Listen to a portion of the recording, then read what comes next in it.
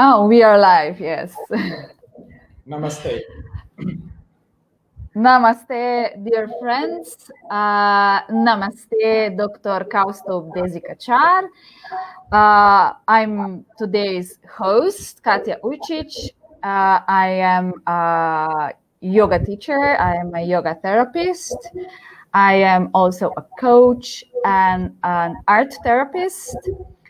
And today I am in my, as your host and host for Dr. Kausthub Desikachar.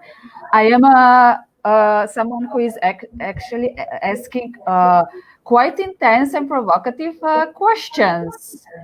How are you, Dr. Kausthub Desikachar? Calling to India, to Chennai. Namaste, Katya. Thank you for organizing this once again. We are safe in India so far. There is a lockdown for the last 10 days now, since the 22nd of March.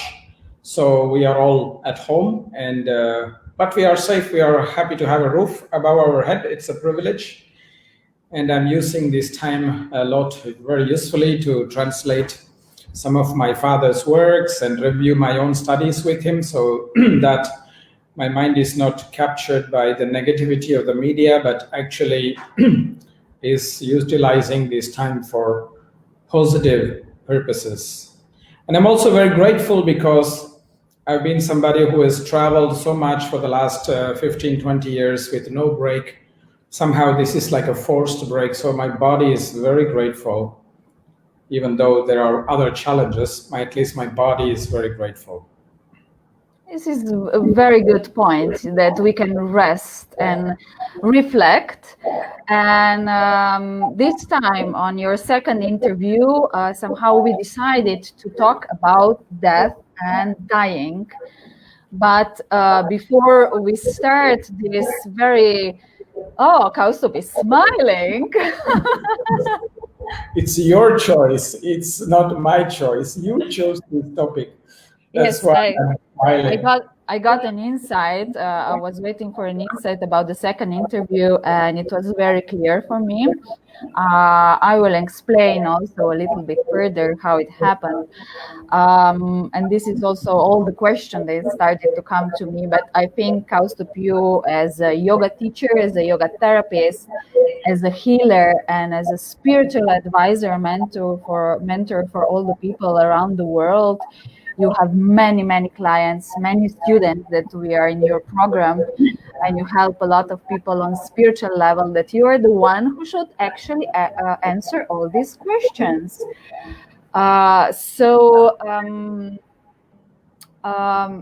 Why actually I was thinking to have this topic is, first, it's everything around us. Yeah, it's the panic, it's the fear.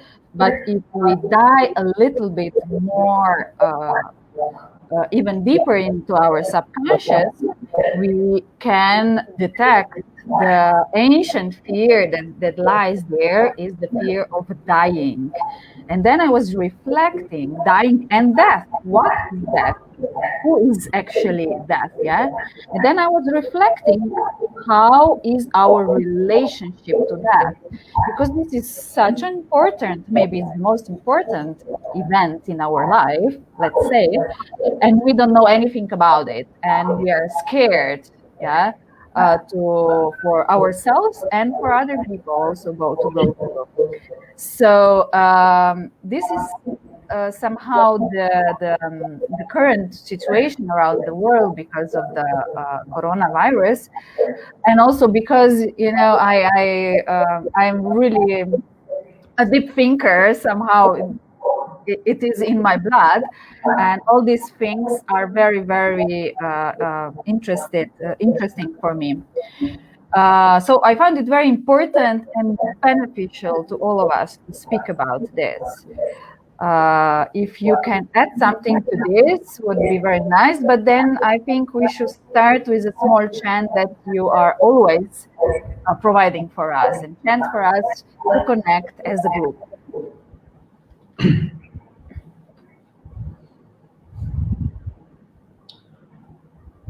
Oh.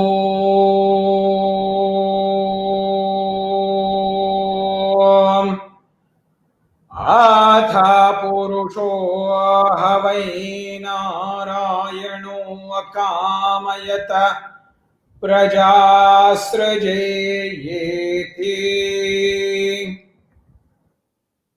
नारायणात् प्राणो जायते मनः सर्वेन्द्रियाणि च खं वायुर्ज्योतिरापपृथिवी विश्वस्य धारिणी नारायणात् ब्रह्मा जायते नारायणाद् रुद्रो जायते नारायणादिन्द्रो जायते नारायणात् प्रजापतयः प्रजायन्ते नारायणात् द्वादशादित्या रुद्रावसवः सर्वाणि च छन्दागुंसि नारायणादेव समुत्पद्यन्ते नारायणे प्रवर्तन्ते नारायणे प्रलीयन्ते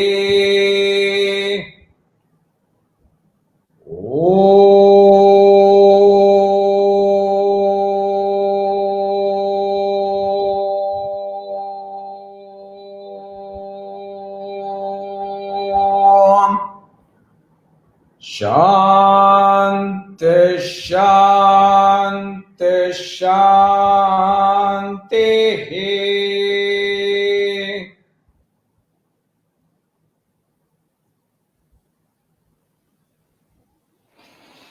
Wow, this was very beautiful. What was this chant about?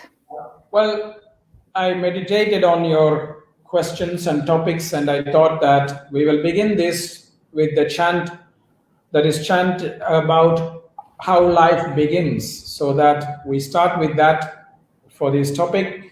And towards the end, we will do the last part of this same chant that talks about what is happening when we are so-called dying. So there is this last part of this chant of this Upanishad that talks about the last moment in our life, and that is what we will do towards the end. Wow, that's gorgeous. Yeah. Very beautiful, very, very soothing. I felt it very soothing. It's also one of the favorite chants of my father and my grandfather. Yes. Okay, good. Great. Yeah. So, what are your thoughts, Kausthub, about our relationship to death and dying these days in modern times? We think we are so technologically advanced, or that the science is so advanced, but at the same time, we don't know how to explain some very, very common and inevitable things as death and dying. So how is our relationship? What do you think? I think in modern society, we have an inappropriate relationship with everything almost, not only death, but also with nature, with people, and also with money and things like that. So the reason for that is unknown. I think it's because our priorities are wrong. But somehow it's true that we don't value life and death, the gift of life and perhaps the gift of death, as much as perhaps we value things like money, ego-based structures like money and power. And recently, that is what I came to the realization, and I told one of my students this comment that we value money more than our life. And that's, I said, the only way to realize that life is more precious than money is just take any currency in any country, even if it's just $1 or 1 rupee, and stack up 100 of them and count one by one, holding your breath, and see if your breath can last till you count 100 notes. I'm guaranteeing you it won't. So you will realize very soon what is more important, which is basically life. And I think this is precisely why we have a very inappropriate relationship with death, because somehow we think we are indisposable in this form, in this journey of life. And that's the ego that has become very strong. And that is why our relationship with life and death is somehow very confused. We are not valuing the concept of life and the concept of death with the respect and dignity that they deserve. And death is looked at as an ending rather than looked at as somehow a milestone towards either a next cycle of life or towards liberation, not necessarily an ending. It's an ending of the ego-based structure, but it's not necessarily the end. And that is what I feel is the reason why we have a very inappropriate relationship with death, because we look at it as something that we are going to lose, rather than look at it as something that is either a liberation or a transitionary point towards the next journey. And I think that is what is the big problem in modern society. So looks like not that we just lost the connection to death and have a good and appropriate relationship to it and understanding. We actually lost the connection to life, also to our life. And maybe we can reflect a little bit of breathing. So when we breathe in, it's life. When we breathe out, could be like how we are dying. And we are lost also the connection with our breathing. So we lost a connection about everything about that. You could say that, yes. In Vedic culture, in the Chandogya Upanishad, they talk about how life is created in the moment when we are conceived, even before we take the form of a material structure, of material seed. Our consciousness is manifested already by the divine through the inhalation of the divine, prana of the divine, while reciting the pranava mantra. So when the divine is chanting the mantra Om, the consciousness is created, and in that instant, the consciousness is integrated into the matter, what we call the seed that comes from the mother and the father, where there is the matter that takes the structure to hold the consciousness. And all this is happening when the divine is reciting a mantra while the divine is inhaling.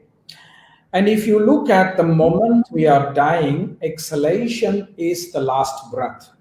And that's why my grandfather always defined life as the span between the first inhale and the last exhale.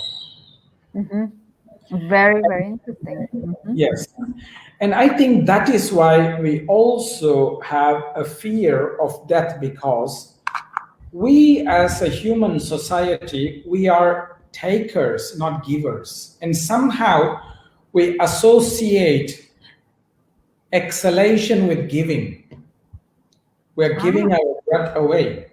So subconsciously, we don't want to give something away. We want to take. Just look at how much we are taking from nature and how little we are giving back. And the same with people. We want to take from people whatever we can, But when it comes to giving people, we have a lot of resistance and hesitation. So that's partially also maybe the reason why we have a very difficult relationship with the exhalation and therefore the death itself, because death happens through the final exhale. And it's an act of giving, and we don't want to give. We want to hold on and continue. And that is because every conscious being once has the wish to be eternal. Patanjali talks about this in the 4th chapter, 10th aphorism. Tasam anaditvancha ashisho nityatvat. Every sentient being has the deep wish to be permanent. Now, it's impossible because there is two structures that are functioning together in our system. One, which is the consciousness, and the other, which is the matter, the body and the mind. Now, the problem is one is more permanent than the other. The consciousness is much more everlasting, or much more, has a longer lifespan than the material body. So it's not possible for the consciousness to remain in this body forever. But there's a deep wish, for various philosophical reasons, there is a deep wish to remain forever, and that's why we struggle with this concept of dying, because there is a deep conflict between wanting to be permanent and a realization that we are not permanent. At some point, we have to die. This body has to die. So when we identify ourselves through the material body so strongly, this creates great challenge about the connection to death as well. So we want to stay permanent in this body. That's the wish, because there's philosophical reasons as well. Partially, it's also convenience, because we don't have to learn the patterns to live this life again and again. So partially it's practical, and partially it's also because of ignorance, because we think that we are just this body, and so we develop strong attachments to that. Yes. So what do you think, for example, I'm very interested in all these ancient practices, also, for example, some shamanic practices. Also here I am in Slovenia, so we have these Slavic ancient practices of goddess, fierce goddess, yeah, that were present in the ancient times here. And also you have all the goddess and goddesses, like, I don't know, thousands.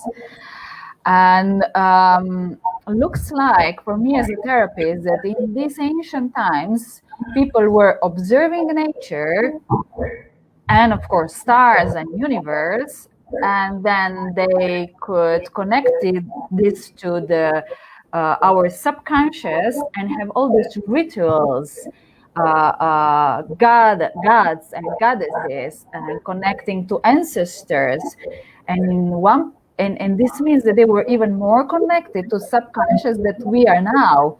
And as a therapist, I could say that they were even more advanced than we are now. There is no doubt about it. We can call ourselves modern, but we are definitely not spiritually more developed. We may be technologically different. I don't even want to say we are advanced in technology, because I don't think any architect of today's time would be able to build something like the pyramids, which will last the next 5,000 years. So we are not even advanced even in this kind of technology. But one of the key differences between the ancient ancestors that we all had and us in the modern era is that they lived in accordance with the laws of nature. They connected to the laws of nature. They observed the seasons very well. They were very locally dependent. They were not globally dependent like many of us. And it's fascinating because just look at what the coronavirus has done. It has taken globalization to its knees and brought us all back to localization. I cannot travel even outside of my city now, and even the shopping for vegetables and fruits that I need on a daily basis, I'm only allowed to buy from the local shop. I can't even go to any shop that I want. So in some way we have become local. So the ancient people were living very much in accordance with the laws of nature, and they observed how nature functioned, that it's like a cycle of birth and death and birth and death, because we just start changing the form of matter, but consciousness takes different bodies and different technologies to fulfill its dharma. Sometimes we are born as a human, sometimes maybe as a bird, sometimes maybe as a tree. And that's why they talked about this body. Body is just a vehicle for the consciousness to fulfill its mission in life. And this is the realization that I had to one of the questions that you were proposed about what is death. And I've been thinking about this the whole last couple of days. And like I said, I have also been spending the last 10 days working very deeply in the translation of my father's Yoga Sutra work. And as the saying goes, you have to sleep on some ideas. So this afternoon, when I was having my usual nap, I was thinking, oh my God, Katja has asked such a difficult question. What am I going to answer about what is death?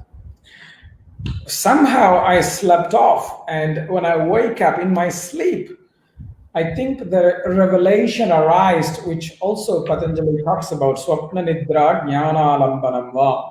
When I wake up, suddenly I had the sutra, 3rd chapter, 35, which is one of the most fascinating sutras from many points of view. Sattva Purushayoho Atyanta Sankirnayoho Pratyaya Vishesho Bhogaha Pararthatvat Swartha Samyamat Purusha Jnanam.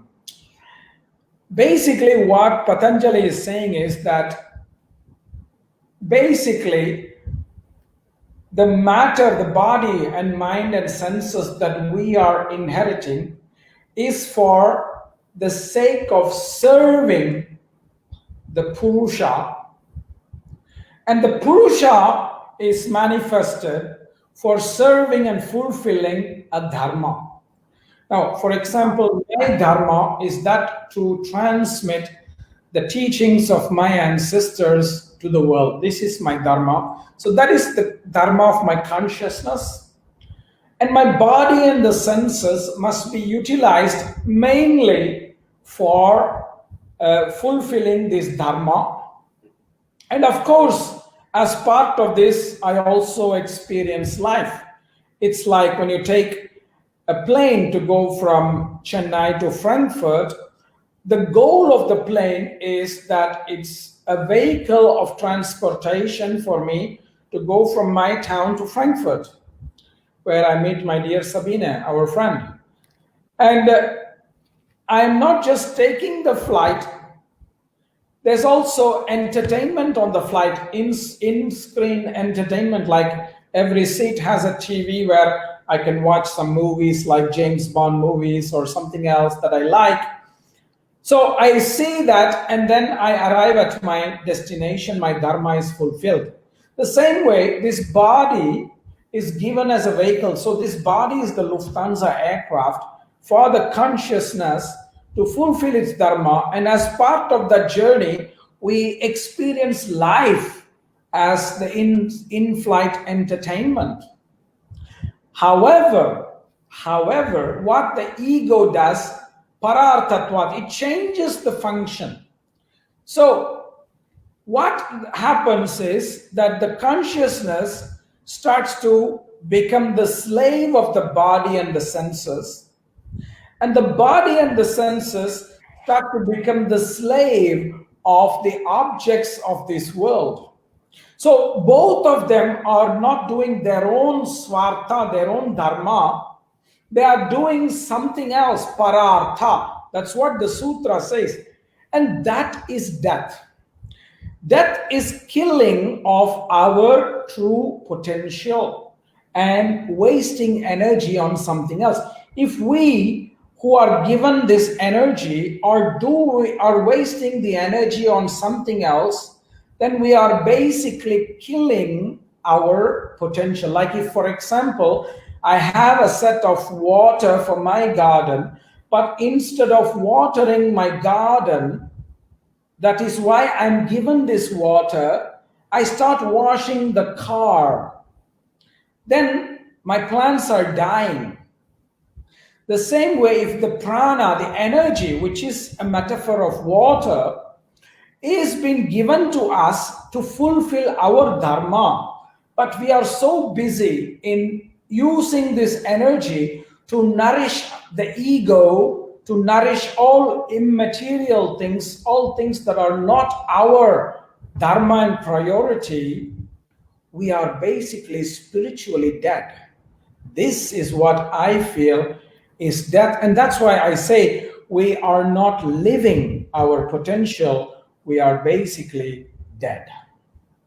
Yes, I have the same feeling about it. This is why I am a therapist for gifted people, but not just gifted in the logic way, but also spiritually gifted. So I think it's very important, and it's the only way to lift us in a more spiritual society and more ethical society, a society that is connecting to our subconscious. Yeah. Exactly, and I'm very glad that you are helping all these gifted people, and I know some people from our audience are also helping gifted people. But the question of priority is the most fascinating thing, because if you think about it, if you look at the situation right now with the coronavirus, the crisis, what are we rushing to buy or to need? We need food, we need medical supplies, and we need medical help like nurses and care providers and things like that. We are not rushing to buy cars. We are not rushing to buy houses. We are not rushing to buy expensive handbags. That's basically why our society is so wrong, because we have given those kind of things such high priority in our life when they don't deserve that priority. And we have forgotten all the most simple and important things that actually are so important for self-sustenance. If you look at the lowest paid people, they are the care providers, they are the nurses, they are the cleaners, they are the farmers. But those are the people who we need now most. And therefore, the priority has to change. Yes. And I hope we could see this in the future, and that coronavirus with a little help of coronavirus, as we can say it maybe like this, yeah. But I think I want to refer to one question to your previous answer. It might be that some people are here that don't know actually and what is Dharma or how to know Dharma. This is the question. What is my Dharma? Because if we would know, then we would go there. Yeah? Dharma is basically the life purpose for which we are taking this form.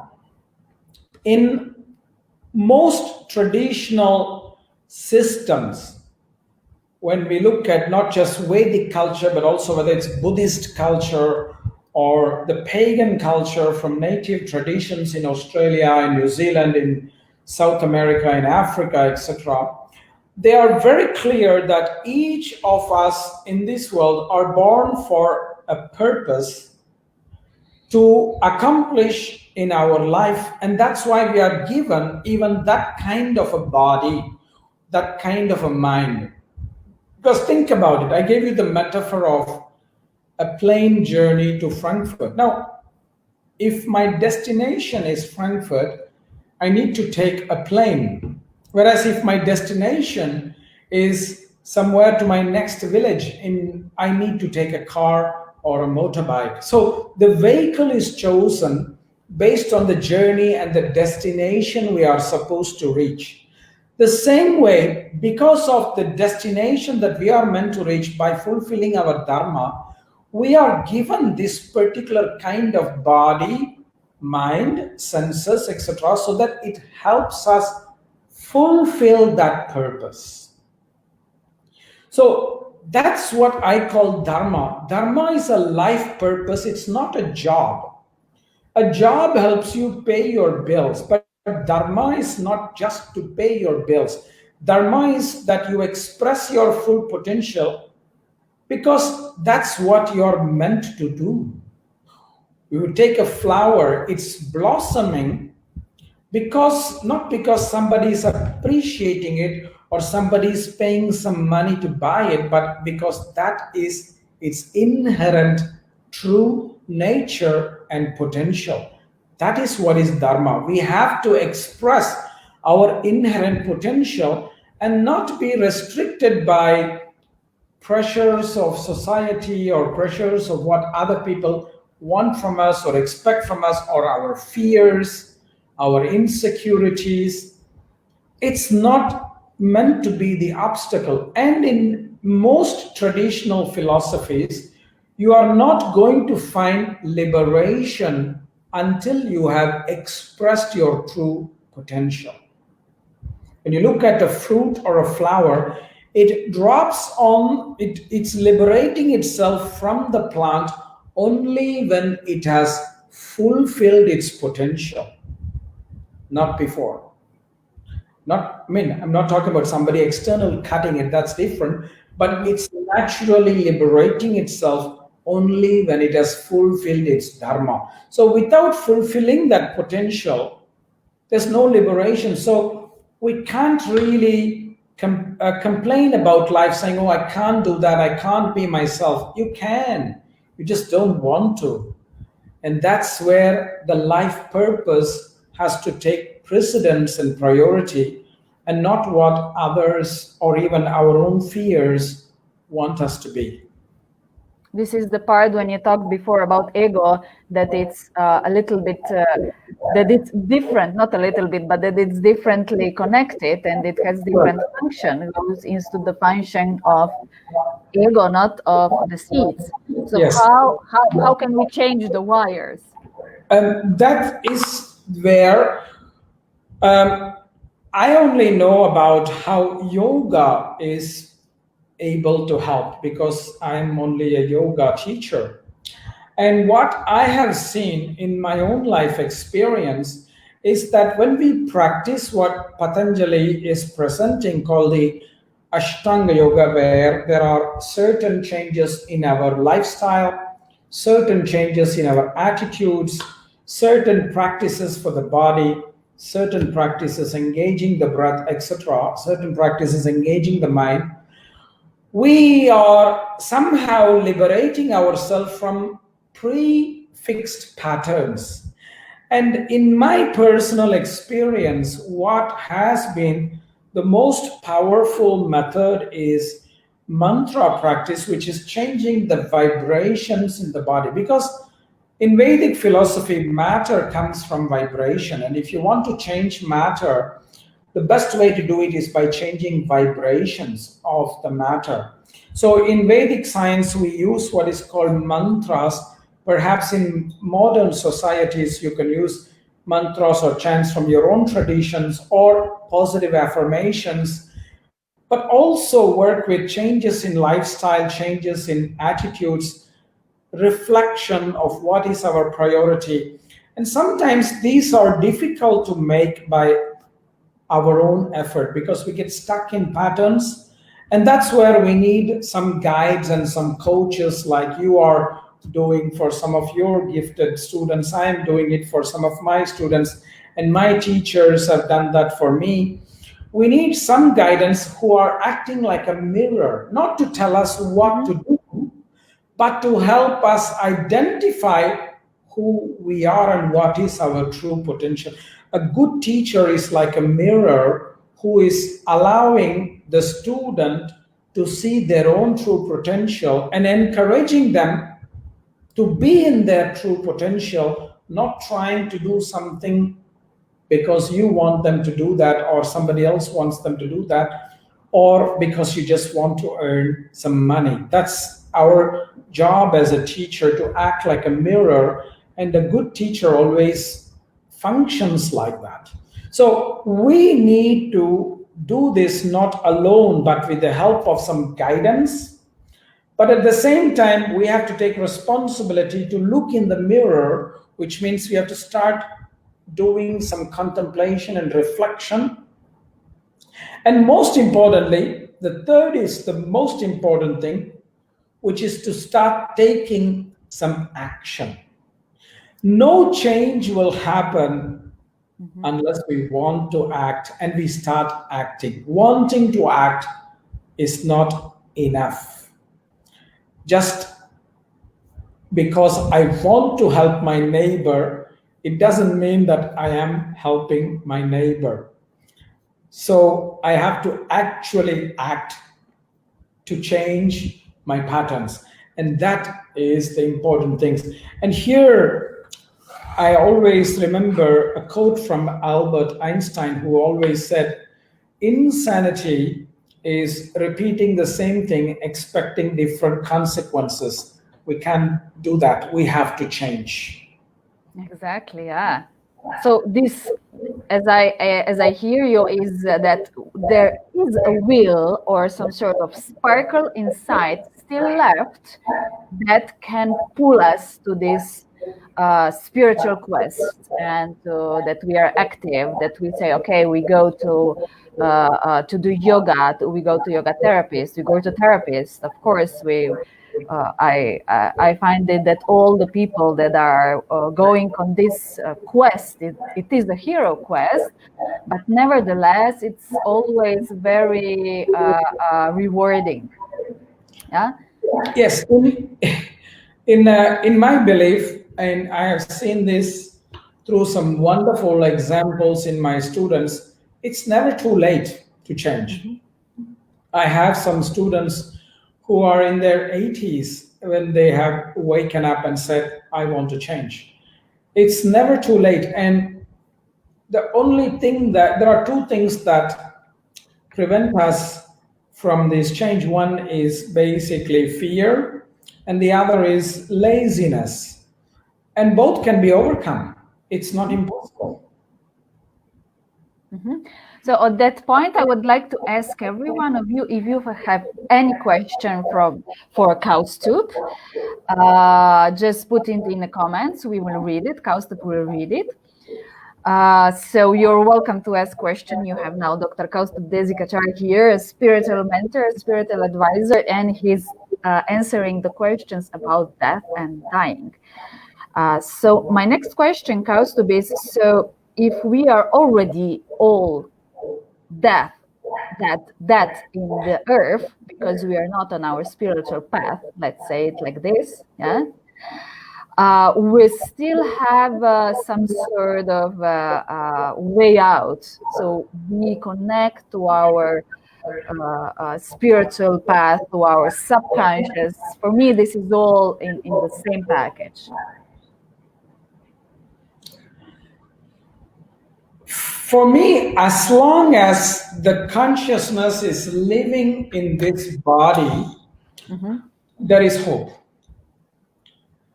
Because that light is enough, a little light is enough to somehow light up the darkness. And this is where I'm so grateful for this time, because I am reviewing my studies with my father, and there is one sutra that I was recently translating, where the metaphor that was taught to me by my father based on the commentary of Vyasa is that when you place a lamp in a small cup or a small pot, it illuminates that pot. But when you place the same lamp in a room that is bigger, it illuminates the whole room. And when you place that light in a big palace, the light illuminates the whole palace. We only need a spark of light. Its power is enormous. We don't need a big light. We can't handle a big light. We can't look at the sun for too long. So a little spark of light is enough. That's why this translation is so helpful for me, because in the sutra, Vishokava Jyotishmati, Patanjali is saying all we need to focus on is a little spark of light in our heart, and that's enough. And that is how we also know our dharma. Some people ask the question, how do we know our dharma? Very simple. Lack of knowing dharma is called as ignorance or darkness. The same metaphor. Now, if you go to a dark room, you can't see what is the contents of the room. So what do? You turn on the light, either by a switch if you are a modern guy, or if you are a traditional person, you would take a little lamp to the room and the whole room will be illuminated. The moment there is illumination of the room, you know what are the contents of the room. The same way, the moment we start connecting with the light in our heart, it will illuminate who we are and what is our true potential. But if we live in the darkness of the head, of the brain, too much thinking, too much analysis, we are not going to see the contents of the room. That's why Dharma is not known through intellectual exercise. It's known through a feeling, an intuition from the heart. It's not an analysis. So that's also answering one of the questions that somebody has asked, how does one know his or her Dharma? And another person has asked, what's the difference between Dharma and Marga? Very simple. Dharma and Marga are like together. You are moving on the path of your Dharma. The path is the Marga. The Dharma is the movement in that path. And they cannot be separated. Mm-hmm. Great. So maybe just an explanation about Dharma, because maybe for some people it's the first time that they ever heard, this term is, as you said, it's something that you not intellectually just get it. This is my job. For me, for example, I was before in very big jobs and workplaces, and I never thought I will be a therapist. But now, when I am in doing my own therapy, also with you, Kausthub, or with some other my supervisors, or doing the therapy with my clients, it's so fulfilling. I can see the energy moving and can feel the subconscious is reflecting and speaking to me and to the clients back. And it's something that it's very natural also to me. It's very natural. That's a very good point, because since you talk about yourself, when you look at your own self a few years ago, you were very intellectual. You were thinking a lot. You were analyzing. I still am. Yeah, I'm still. But somehow, the practices that you were given, you were offered not only by me, but also some others who you were consulting, somehow brought you closer to your heart and to your feelings. And when we do that, then we start to express. Nobody needs to tell us what is our Dharma or what should we do. It will flow naturally. That's why it's called Dharma. Dharati iti Dharma. That which is inherent in us. We just have to be ourselves. It will flow naturally. In English, there is a phrase. It's called being in your element. So you just start to become more and more in your true nature. You are in your element. Now, whether somebody else agrees to it or not, somebody else understands it or not, that's none of our business, because we will not understand why they are the way they are. It's very important to realize they cannot understand the way we are. So it's so important for us to find this natural tendency and potential and express it in the best possible way. So in some way, dharma is what is natural to us. What feels natural, yeah, exactly.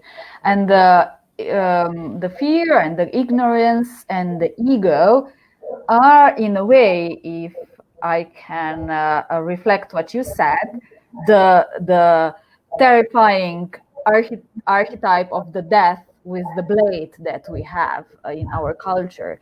Actually, it's already all the time with us there, present. Yes, I understand, but that's why I said that is connected to a sense of loss. But death is not necessarily a loss. It's only a transitionary point for the next journey. Yes. Let's check the questions. Did we answer everything, Kausthub? Yeah, thank you. Thank you for the host and the teacher. Thank Maria for being here.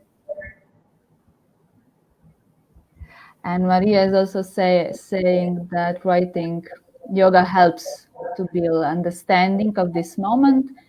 Also, the spirituality of your local Indian society have a very strong roots. Yes, very good point, Maria. This is why also my question, Kausthub.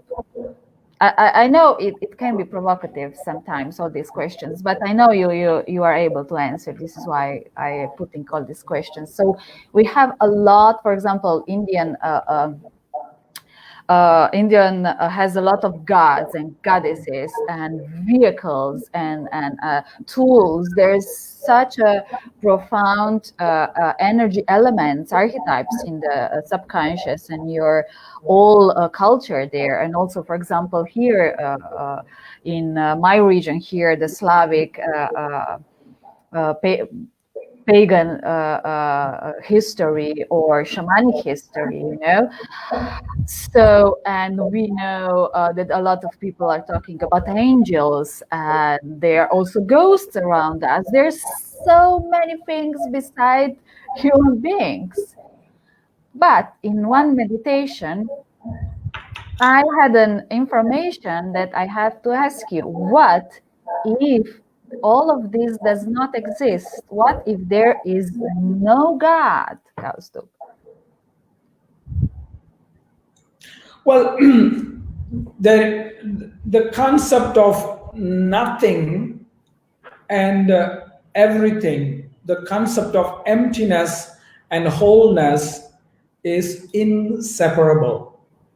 So if you say there is no God, it's basically the opposite side of there is God. And if you say that there is God, it's the opposite of that there is no God. I'm a photographer. You can't develop a positive picture of a photo without the negative. It's the same case. Whether there is a God or a no God, that's not the most important question. The more important question is, what do we do with our life that we have been given for a particular purpose? That's all. And God is just a name given to a universal consciousness, and that exists. We all know that. That exists. We can feel that sometimes we are guided. And of course, there are ghosts and angels and spirits that are guiding us, or sometimes not necessarily being very friendly. But it's their journey, because imagine every consciousness that has not yet fulfilled its journey, it's hanging on for the next plane to catch. Now, my journey is to Frankfurt, but let's say Lufthansa is not functioning, but only Emirates is functioning, and I have to transit in Dubai. What do I do in Dubai? I'm waiting there for a few hours to catch the next plane to go to Frankfurt. The same way, sometimes the consciousness is hanging around to catch the next plane, which is the next body to fulfill its dharma. And that's why the concept of spirits and ghosts are not things that we have to be afraid of. And the problem is we all get stuck in an identity, and even the concept of God in a particular religion or a particular form could become an egoistic identity. Because if I say I'm a Hindu, that becomes my ego. I'm not necessarily a Hindu or a Christian or a Muslim. I'm just trying to become a better person. That's all. And so if that's the danger as well, is the ego is so smart that it starts to bring its identity even to the field of spirituality. And that's why we need to be so careful. Yes, this is very important. Yeah, very important to have a very strong sense, and of course to have someone to reflect, as you said before, a therapist. We have here a question from Sylvia that I also wanted to ask you: is how can we help someone who is dying, or how can we prepare somehow ourselves to death? How can we do some chants maybe, or mantras for someone who is dying, like a family member, as Sylvia is asking, or also for ourselves? I think the connection to family is much more stronger for two reasons. It's not only because of attachment, from a perspective of association, because we spend a lot of time with family, we grew up with our family and things like that. But also it's blood. Blood is one of the very powerful substances in our body that carries consciousness. That's why blood goes to every part of the human body. There is no part of the human body where the blood does not go. The bile fluid does not go everywhere, the urine does not go everywhere, but the blood goes everywhere. That's because that's the carrier of the consciousness. So in some way, that makes it more stronger because the attachment is stronger. That's why the word rakta is used for the blood. Rakta, raga, desire, attachment, they're all very connected words. So when a person in our family dies, we all think that they are gone. They are not gone. They exist in us, in our blood, just like we will exist in others, in our successors or successive generations, which need not be our own children. It could also be our brothers' children, our sisters' children, our cousins' children, because bloodline is very strong. So we are not losing them completely. We are only losing a particular form of them. And what we need to do is, that's why every ancient tradition builds some rituals around death to honor the departed for their next journey. So that's why if you look at many traditional systems, they're always packing them with things that they think is needed for the next journey. And I think if we can engage in some kind of ritual like that in our own way, if we are not following any religion or any cultural point of view, but to say a proper goodbye, to say thanks for their guidance and to say thanks for the inheritance that we have had from us, and then let them go to their next journey. That's the best way to let go of a family member, or anybody else for that matter, who we are attached to. Mm-hmm. Yeah. And what about like preparing for death? our own death, our transition? Do you have any recommendation for that? My grandfather always said that yoga is the process of delaying our daily death, because from the moment we are born, we are every day, we are one day further away from our birth, one day closer to our death. So the best way to prepare for that is by coming to terms with the fact that eventually we are going to go at some point, and honor the time that we have been given for this life by being grateful, and most importantly, by using this time in the best way to fulfill our dharma. If we are wasting time and not fulfilling our dharma, then we are essentially not honoring our life or our death, because that will lead us to a death with regret. Whereas if we have honored our time, we will have a death with grace and with dignity. And I can only say that about my own experience with my father's death, how he was preparing himself, and he knew that he had done his duty and he had done his dharma. And his last gesture, when he took his last breath, his hands came together. He had really no energy to move any of his body parts in the last days of his death, but he was conserving his last energy to do that which is most important, which is to bring his hands together to say thank you and grace for what he had been given. And I think that was a big lesson for me.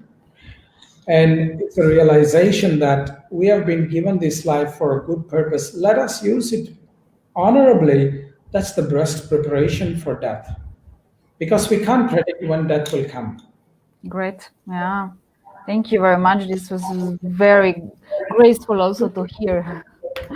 So I think we will slowly end. It's 1 hour already. And I can see and read here, there's a lot of question about Dharma and how to, for example, Kimberly is asking on behalf of Diana,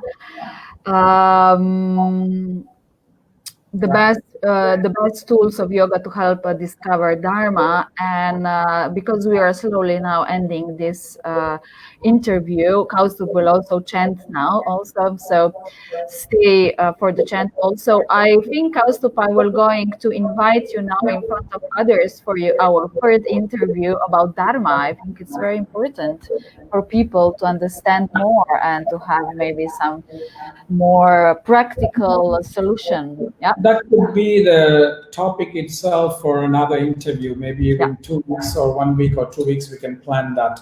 Yeah, I think this is a great idea. What do you think, guys? Here, I'm sure you agree that Kausthub can talk about this for us and give us some practical advices of a very profound knowledge that he has. So. Thank you. Oh, Linda. Thank you, Valerie. Rone. Thank you all, guys, that you were here with us. I didn't greet you all, but by each name, but I greet you all, Kausthub. You also, I know. Yeah, namaste, dear friends. Kausthub will now chant, and with the chant, we will end up this interview. Please do share the interview, because by that you are sharing life and love. And very, very nice to connect all of you with Kausthub and me on this interview. Thank you very much, Kausthub.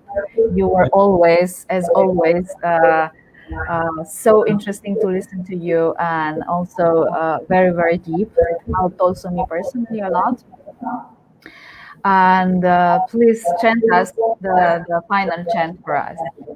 Yes. I chant this part is talking about the final journey, where once we are completely fulfilled our dharma, we are integrating and merging ourselves with the divine consciousness. And it's also very special for me because it is the last chant that my father heard before he died. So I'm sure through this chant, he also is participating now in this interview.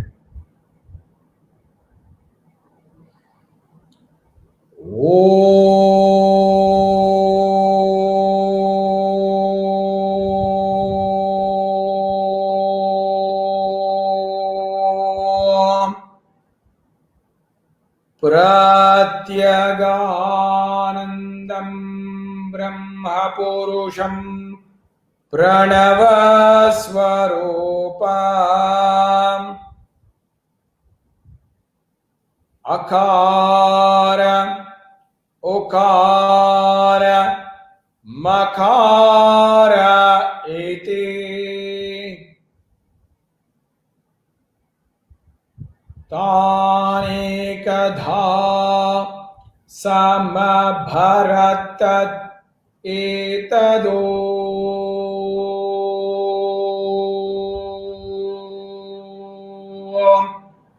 ete Yamotva muchyate yogi janma samsara bandhanat. Om namo narayanaayete mantropasakaha Vaikuntha bhuvanalokangameshyate tadidam param pundarekam vejnanaghanam tasmat tadidavan matram Brahmanyo devaki putro Brahmanyo madhusudano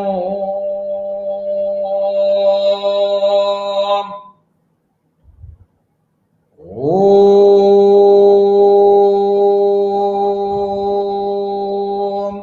Sarvabhutasthame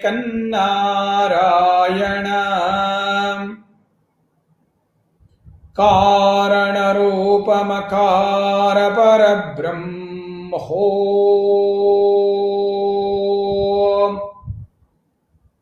Etad atharva shiroyo adhite Prataradheyano ratrikritam papannāshayate Sayamadheyano devasakritam papannāshayate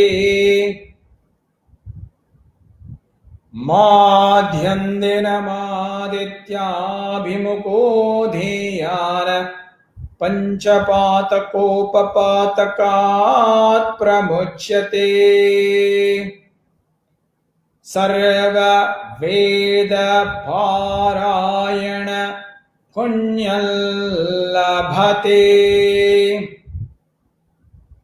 Narayana Sayujyamavapnoti Srimannarayana Sayujyamavapnoti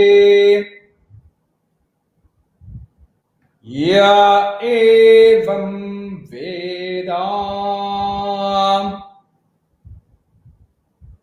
Ityupanishad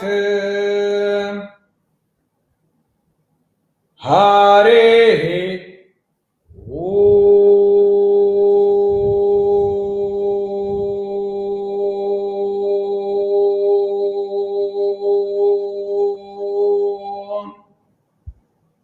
Shanti, Shanti, Shanti.